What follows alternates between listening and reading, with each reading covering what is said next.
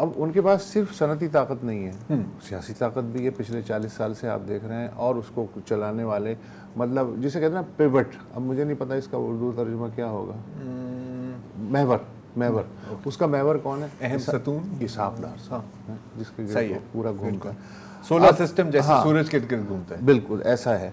अच्छा, और हाँ, आप जैसे लोग उन्हें हल्का लेते हैं, हालांकि वो बिल्कुल हल्का लेने वाले नहीं है यार। जो आदमी इस मुल्क में की तारीख में पहले आदमी है इसहाक डार साहब, जो 4 बार वजीर खजाना रह चुके, मजाक नहीं है बस। अब अगर 5वीं बार वो नाम बने तो यार बड़ी फ्रस्ट्रेशन की बात है कि आखिर मुझ में क्या कमी थी कि मुझे नज़रअंदाज कर दिया गया। तो जो मौजूदा सेटअप है उसमें जाहिर है कि उन्हें वजारत खारजा दे दी गई। शुरू में लोग कहते थे, हासिद जो थे उनके, कि यार इन्हें तो ये महज अकाउंटेंट है, इन्हें तो ख़जाना एक अलग डोमेन होती, उसका भी तजर्बा नहीं है। अब हासिद कह रहे हैं कि यार इन्हें तो वजारत खारजा का भी तजर्बा नहीं है, तो क्या है। उसके बावजूद वैसे भी कौन सी पॉलिसी, उसके बावजूद अगर शरीफ बरादरान के बाद तीसरा कोई इंपॉर्टेंट आदमी है तो वो है इसहाक डार। एक बंदा जो लंदन में बैठ के रिमोट कंट्रोल के जरिए शहबाज शरीफ के वजीर खजाना मिफ्ताह इस्माइल को हटवा सकता है, ऑफ कर सकता सोचिए रिमोट कंट्रोल से, उसकी ताकत का आप यार वैसे।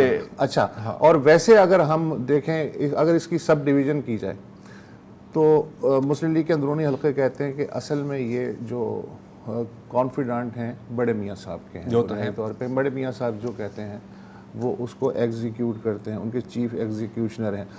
अब एक बात ये हुई कि ये संडे को भी क्यों ऐलान हुआ, सऊदी अरब में भी क्यों ऐलान हुआ, इतना अर्जेंट क्यों ऐलान हुआ कि एक अचानक कैबिनेट डिवीज़न का नोटिफिकेशन जारी होता है कि जी इसहाक डार साहब को इजाफी जिम्मेदारी दे दी गई है, वज़ीर ख़ारजा तो वो हैं ही, नायब वज़ीर आज़म के तौर पे। नायब वज़ीर आज़म पाकिस्तान में कोई ऐसी हैरत की बात नहीं है, पहले भी बनते रहे हैं। आपको पता है जब याहिया खान जो है मशरक़ी पाकिस्तान में ऑपरेशन चल रहा था तो जुल्फ़िकार अली भुट्टो को, नूरुल अमीन को उन्होंने नॉमिनेट किया वज़ीर आज़म और नायब उनका बनाया जुल्फ़िकार अली भुट्टो की बात करें, और वज़ीर ख़ारजा भी बनाया, और उस हैसियत में उन्होंने सिक्योरिटी काउंसिल में पाकिस्तान का मुकदमा प्लीट किया था एक एजाज़ी। उसके बाद आप देखते हैं कि 2012 में राजा परवेज़ अशरफ वज़ीर आज़म थे, तो क्यू के साथ इत्तेहाद था, तो उसको कंपनसेट करने के लिए परवेज़ इलाही को एक नुमाइशी वज़ीर आज़म बना दिया गया, और बाकायदा उस नोटिफिकेशन में ये जुमला भी था कि इनके ये वज़ीर आज़म के इख्तियारात नहीं इस्तेमाल कर सकते।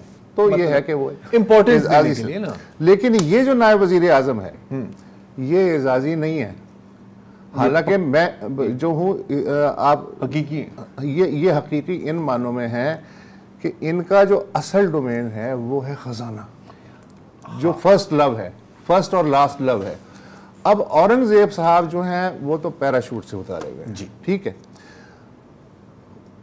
वो जो सूचना ये है कि हालांकि ये बैठते हैं फॉरेन ऑफिस में, लेकिन मिनिस्ट्री ऑफ फाइनेंस में इनके जो वफादार हैं और FBR में जो इनके वफादार हैं वो डार साहब के साथ चाय वाय पी के उनसे ज़रा सलाह मशवरा करते हैं कि डार साहब होड़ की करना।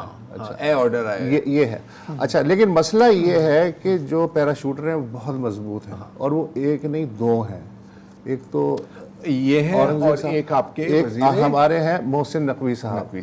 अच्छा, मोहसिन नकवी साहब के साथ खुद राना सनाउल्लाह कह सके कि यार ये बंदा अगर चाहे तो इसके लिए वज़ीर आज़म बनना भी कोई मसला नहीं है, लेकिन वो मेहरबानी है। लेकिन बतौर वज़ीर दाखिला जो हैं वो प्राइम मिनिस्टर के कुलीग ज़रूर हैं, मगर उनके मातहत भी नहीं हैं, ना उनकी पार्टी में है,